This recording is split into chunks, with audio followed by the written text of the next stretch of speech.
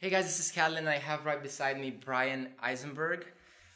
We are here at the Traffic Conversion Summit in San Diego, and he's just about to give a keynote speech in about an hour or two, I think. Bryan is a renowned speaker and author, and really excited to have him for a short interview because everything is moving so fast over here. But excited to have you on, and thank you so much for taking the time and actually bringing. You're very welcome. So Bryan, for the people that do not know you and the kind of the audience that's looking at many entrepreneurs, C-level people, everybody's like either building their own business or in their corporate environment trying to build their career. First, I would like to give them some context about you. What would you kind of give as a bio so that people can understand and have context about you? How much time do we have? 25 hours. Okay. I've been in the online marketing world basically since it started. I was doing client-side SEO and conversion work as early as the mid-90s. Right. Just to date myself. My brother and I started the first conversion rate optimization agency in 1998.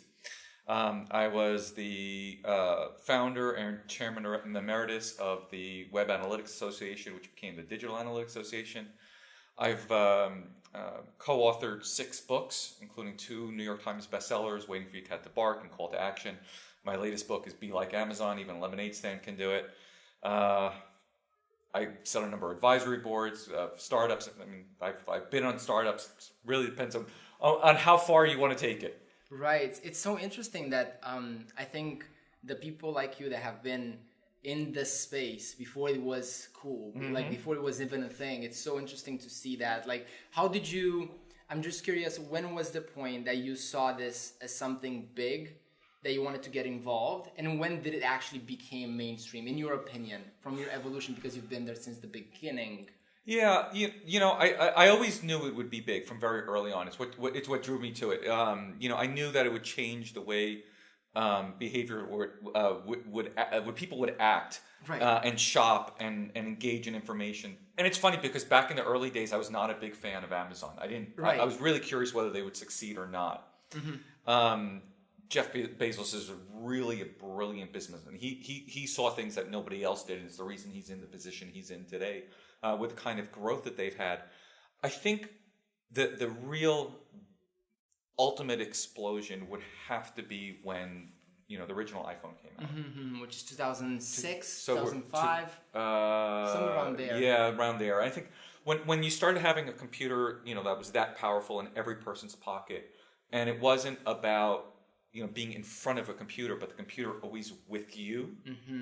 It changed the nature of the internet and how people could shop, could communicate, could publish to themselves, how they can become celebrities, right? All those different things really just ultimately changed to a much larger scale than anyone would imagine. Right, that's so interesting. So in regards to, you mentioned, I think one of your recent books is Be Like Amazon. I would like to give a brief description, especially the 4 pillars of Amazon success, to give kind of a brief description about that. I think that's so fascinating. Sure, yeah. So I've been watching Amazon all these years when I thought they would fail, and I've watched how they succeed and how they now have over 40% of all e-commerce transactions in the United States are going through them. They're going 40%. They're going country after country. It was something like 76% of all holiday traffic was on Amazon. I mean, just an obscene number. People starting all their search there. They have almost 80 million Prime members.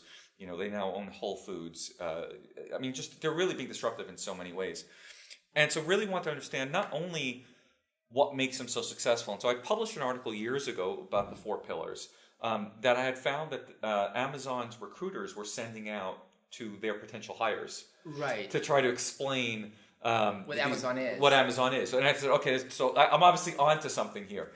And so I said, okay, well, does this only work for Amazon? Would this work for a lot of other businesses? And so the book really went into looking at what those 4 pillars are and how other businesses have been able to apply those. Everything from, I don't include in the book, but I have donut shops that have done it, jewelers that have done it, guys who pick up garbage, junk, right? Right. So literally anything. Any business can apply the 4 pillars. Right. And what are these 4 pillars? So the first pillar is being customer-centric.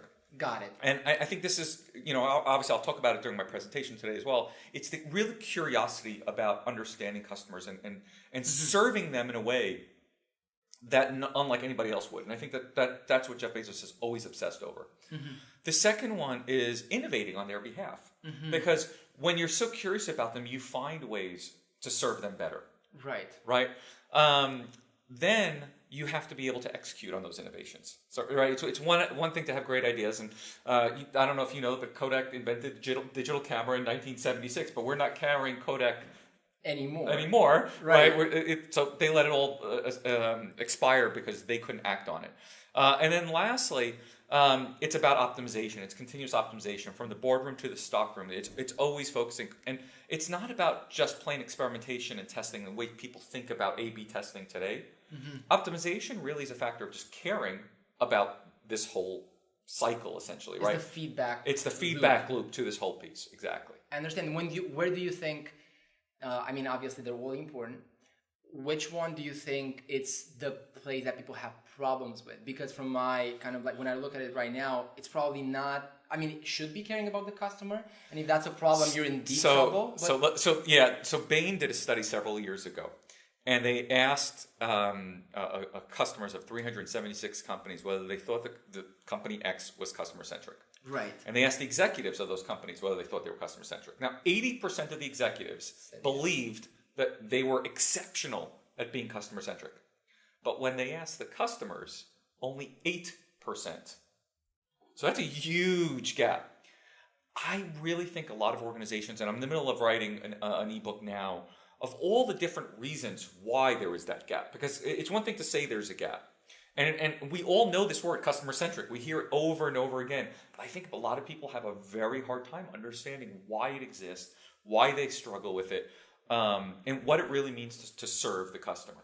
What are a couple of, for example, when hearing David Cancel's speech yesterday, he was speaking like, okay, every engineer has to talk to customers. I was like, that makes sense. I mean, engineers are probably the last person that would love that. But it's like, what do you think are a couple of things that companies can do to practically do that? So I'll come back to Amazon. So everyone in Amazon, from the CEO on down, has to spend, I think it's 2 days every 6 months on the call center desk, solving problems. Wow, didn't know that. Right, so it's something like that. And so, yeah, it's being in the trenches, it's speaking to customers. And oftentimes, as consultants, we'll come in and we'll work in an organization and we'll work with the marketers who bring us in, but we'll find that they have the least client contact. They don't spend time with their actual customers. They have no idea. They have some idea, right? I don't want to dismiss them, but they know a little bit about their brand and all that, but they're not day to day understanding what their customers are going through and feeling and seeing. And so really, what we get, and when we gather all the information to help them organize what we create these personas, so they really have this kind of imaginary friend that represents their persona, so they can hear them, talk to them, they can feel like they're having a conversation with them. We're getting things from sales and customer service and product people because they're really having a much broader picture and more refined picture of what that customer actually looks like. I understand. That's so interesting. Okay, so we talked about that. One other thing I want to talk about, and I'm going to let you go and sure. have a great time at the speech. But another thing that you're going to speak about today more so, it's really, so I think the title of your speech today is 21 Secrets of Top Converting Websites. Let's hear a couple of those if we can, and if we're not going to, I mean, this is not going to be live. So sure. So let me start with a couple. One that's most fascinating, because this is a presentation I started doing almost a decade ago. Right. And I stopped doing about 5 years ago because I got a little bit tired of just talking about just conversion, right? And so I wanted to go a little bit further than that and dig into the culture and understand, because people are thinking of conversion as a project, and really it's a lifestyle. And so, by the way, that is one of the secrets. The top converting websites treat conversion rates as part of the whole organization. Everyone's obsessed over how to improve, how to do it. It's not just a project that, we did some tests and we're good. So that's one. But the biggest change between the one I did the last time I did it, like I said, it was probably 5 years ago, and this one was actually the first secret. And so if you go back to YouTube and you watch that first secret, because that's out there in public, I used to talk about being able to find their unique value propositions or the unique campaign propositions on every single page, right? So what was the company about? Why should you buy from them? And as I started going through a lot of the top converting websites, they've all disappeared. Interesting. Very, very interesting. Now, by the way, we still do it with clients, and we have students of mine who still do it, and it always lifts conversion. So it's not to say it doesn't work, but a lot of those brands, the brands today, are shifting. There's a major disturbance in the force, if you have to say, about brands. And so the first one, it comes back to the Simon Sinek thing, is that today you have to compete on your values, right? Why people really want to buy from you, then value. Right? The reason Amazon has grown so much is because you know that when you shop from Amazon, you're going to get a good price, not necessarily the best price, but a good price. You're going to be able to choose from a huge selection. You're going to get the product there quickly, and if anything goes wrong, they're going to take care of you. That's their brand. That's their brand promise. And so there's a reason why Prime members convert at 74%. Convert on what? When they get to Amazon, a Prime member converts 74% of the time. Now, when you think about that, the top 500 retailers, average conversion rate is 3.32%. So that's so it's 22 times better. But I want you to think about this. If you think about any of those top 500 retailers, Best Buy, Walmart, I mean, we can go on and on, right? Yeah, sure. Are they 22 times better technology? No. Are they 22 times better designed? No. Do they have 22 times better pricing? No. So what is the justification for it? And that's the power of brand. I love it. And so really understanding how to serve your customers and building a strong brand today is probably the number one thing. And we're also seeing that in terms of Google right now as well, right? If you just saw the SEM Rush rankings report, and we've heard it in the last day here at Traffic and Conversion as well, building communities and driving direct traffic to your website, which is part of your brand, okay, that's coming from all the channels around you, increases click-throughs, increases conversions. No surprise. So you got to build a good brand. I understand. And the one thing I would like to end with, and I want you to know how people can follow up with you and learn more about you and what your company does as well as consulting and everything else, is I think when I hear that and when people hear that, it's like, oh, it makes sense. Like, yeah, sure. Right? Because humanly, as a kind of a meaningful relationship, you're thinking in those principles. Like, of course I want to take care of you if something goes wrong. Right. Of course I want but people don't do it. So it's just a good reminder for everybody. It's like the systems fall apart. And I'll end it with one story. And this will be great.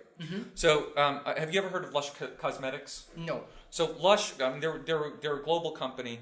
They make organic masks and bath bombs and stuff like that. There's stores everywhere. I know I was just in Milan and I saw like 3-4 stores there, and they have them all over the place. So my daughter had just turned about, I think she was just 16. She went with a friend of hers to one of the shops, and she bought a face mask. And the shop's about 20-25 minutes from our house. So she leaves, and she comes back with her friend, and she's almost by the house, and she said, she just wanted to smell what the mask was like. So she opened up the container and she looked at it. And it looks like someone's fingers were inside it. Wow. So she calls me and says, what should I do? I said, call the store and tell them and see what happens. So she calls the store and says, oh, no problem, just come on back and we'll return it. So they turn around, they drive another 20 minutes back to the shop. They get there and they go to find somebody, an associate there to help out. And the associate opens it up and looks at it and says, oh, no, that's normal. Now, mind you, if you go on Instagram, you look, everything is packed really nicely and smoothly. And this one really looked bad. I mean, obviously. It was pretty bad. And of course, in the middle of their store, there's a sign there that says, the customer's always right. So what happened? This is a young girl who just left. And by the way, she has barely gone back since this incident happened. I think she may have gone back once. And she used to go back almost every month. Right. So there's a brand erosion that already occurred. So what happened? Do I believe that corporate believes that the customer's right? Absolutely I do. The problem is it's not just in your policies.